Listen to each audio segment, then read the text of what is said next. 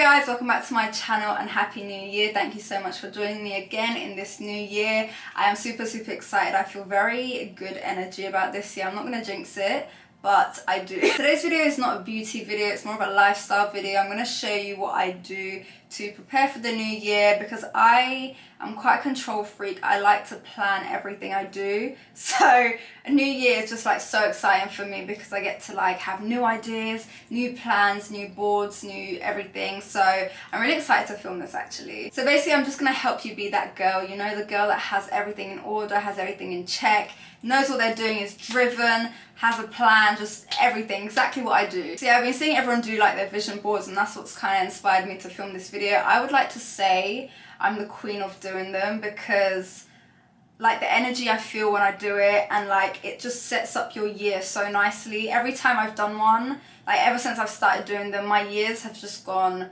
as I want them to go because it gives you like a purpose and it like tells you exactly what you need to do and what you want to do instead of just winging it. Before I used to just float through the year and just whatever happened, but this gives me like intention, it gives me like something to do, and there's just no better feeling than feeling inspired, especially with the years we've been having. We need like a bit of motivation, so this just gives you that extra oomph, or it gives me that extra oomph when I'm not really feeling it. The first thing I do of course is set my goals, and I have a very specific way of setting my goals, and I feel like ever since I started doing it this way, everything has fallen into place every year. So I set my goals into categories, and that way you can separate each one and really have a clear vision. So I usually do like career, financial, health, personal, fun, I think that's all of them. And then within the categories I like to set my goals in short and long term, meaning the long term would obviously be within the year, then short term would be like half of the year. I don't like doing it quarterly because I feel like that's a lot of pressure, and if you put too much pressure on yourself, it kind of doesn't motivate you to do it if you don't achieve it by the set time. So I feel like having a compromise of half of the year and the year is a good balance. And that leads me on to the second thing. I always make sure my goals are actually achievable and realistic. Now obviously it's horrible to say if a goal is not achievable because we can achieve anything, but when I write these down I have to seriously consider, is this actually going to happen? Am I actually going to move to LA? Probably not. So it can be a goal, but if I can't say how it's going to happen, then I'm not going to write it down because it kind of defeats the point. So always make sure your goals are also realistic. And then I go further into it. I'm a person that absolutely loves going into details. So what I love to do is within each goal, each individual goal, I write exactly how I'm going to achieve it. If I can't think of a plan, then the goal really isn't realistic, if you know what I mean. So if one of my goals is to move to Canary Wharf, I don't know, at some point, then I will have to write a plan of how much I need to save, how I'm going to do it, who I need to contact, etc, etc, because to achieve these goals you need to believe it, but also be able to actually do what you need to do to make them happen, if you know what I mean. So it's all fun and games saying, oh, I'm going to get a Tesla, but how are you going to get the Tesla, do you know what I mean? So you need to have an action plan. Then of course there are some goals that you genuinely don't know how you're going to achieve. For example, if one of them was, I'm going to shoot for Vogue. Of course sometimes stuff like that just happens, but I like to write down how much of that is in my control and what I can actually do to maximize the chances of that happening. And I feel like ever since I started doing it like this, my goals have happened, or something close enough to the goal has happened. For example, last year I would say around 85% of my goals happened, and I think that's quite a successful year. So yeah, if you're not someone that has like structure, I would highly recommend adding structure into your life, even if it's just like writing a to-do list, you know. I'm also just gonna add this in there. I don't know whether this is manifesting or like just being naive, but sometimes I will think of stuff to happen and people will ask me, how did you know this was going to happen? How did you do this? And it will be something very like left field.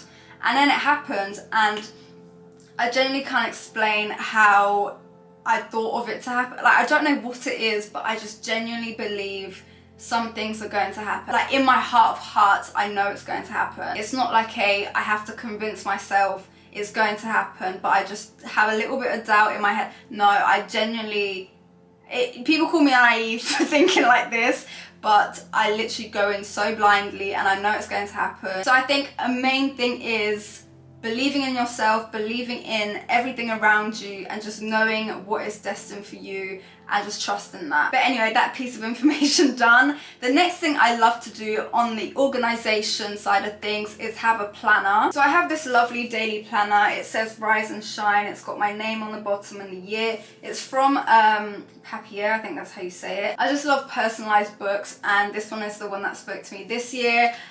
Basically what I do is just write my daily to-dos in here. It's just a way to stay organized and also have a plan for the month, for the year. And I know some people prefer doing like these kind of things on their laptops or phones, but me, I am a hard cover type of person. I need a physical copy of this, so that's why I have this, and I absolutely love it. It's just like really handy. It's really good to visually see what you have going on. And yeah, if you're not into physical writing, I'd highly recommend doing that instead of your laptop and phones. I don't really think it's the same. So having a daily planner or weekly planner is great as well. And then for more of like a daily planning situation, because I use that planner for weekly mostly, I have this whiteboard, which I've actually just wiped all my goals off.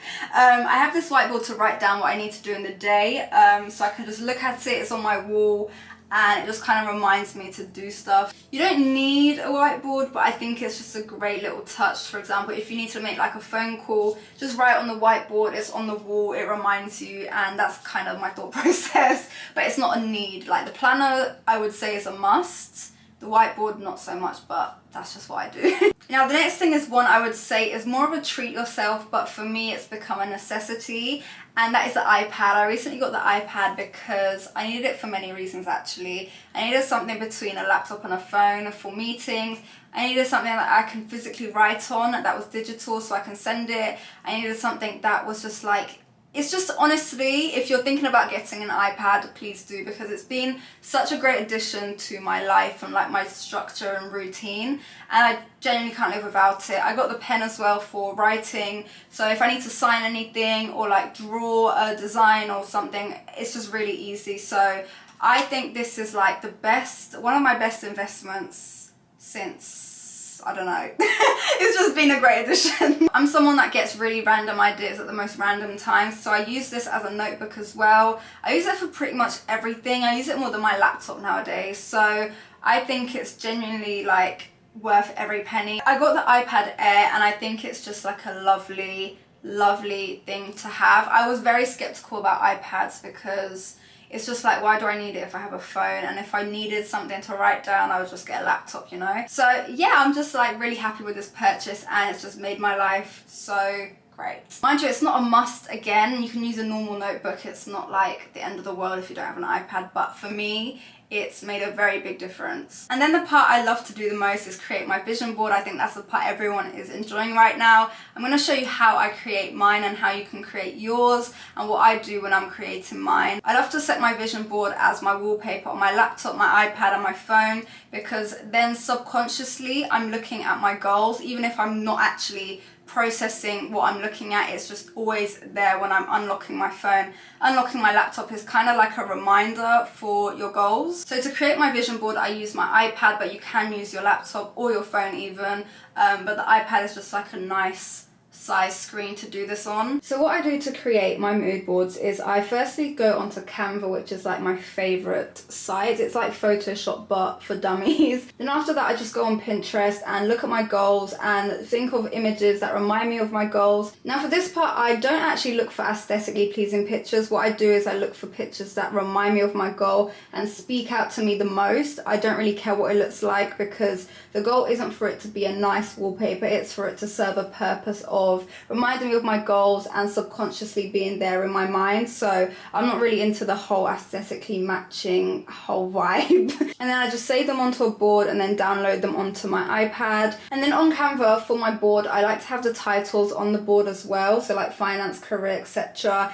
And the same thing goes for the placement of the images. I just go with what feels right rather than what looks good, because for me the secret to this is just going with what feels right, going with the energy you feel, going with the first thing that comes to your your mind. Once everything just feels right, I just download that and set that as my wallpapers. And instead of creating a whole new one for my laptop and phone, because they're all different sizes, you can just press resize on it and just put the dimensions in for each technology, and then it just resizes it. You have to adjust it a little bit, but it's not that big of a deal compared to creating a whole new one. So that's what I do for my phone and my laptop as well. And then they're all the same, have them as my wallpaper, and it just looks fabulous. Also guys, it's okay if you like change your goals midway through the year, especially nowadays. Everything is so last minute, everything's changing so quickly, and we need to like move with the times. So always changing and stuff is absolutely fine. I do that a lot as well. I'm always like picking new things up. So yeah guys, that's what I do during the year to stay organized and like prepare myself for the new year. I hope this is a very successful year. I hope you enjoy creating your vision boards. Set your goals with intention, but also have fun. Have fun with it, because like we need to appreciate where we are at this current moment, because it's very easy to just think about moving forward and constantly like achieving things, and that's what I usually do. I never really take a second and just appreciate the past and like how far I've come. So that's one of my goals actually, to just appreciate where I am.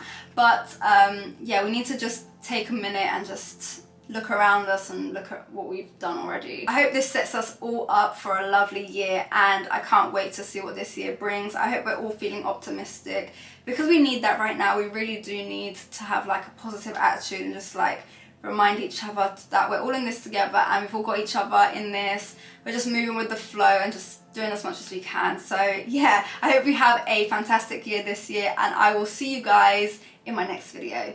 Bye!